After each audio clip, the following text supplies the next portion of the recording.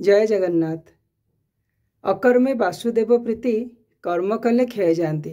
श्रीमद् भागवत महापुराणर यही उक्तिटी जनमानस रे भारी परिचित।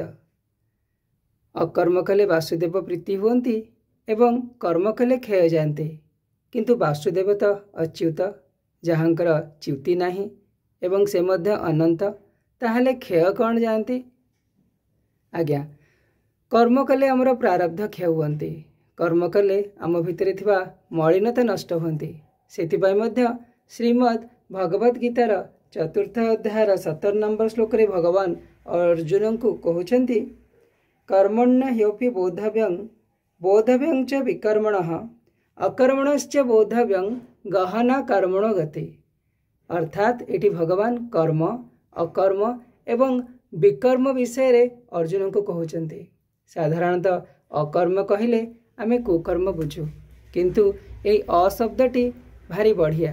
जेतेबेले पिलांकर पाठपढ़ा आरंभ हुए सिलटरे आग अ लेखा जाए, कारण अ होची ब्रह्मसूचक, ब्रह्मवाचक।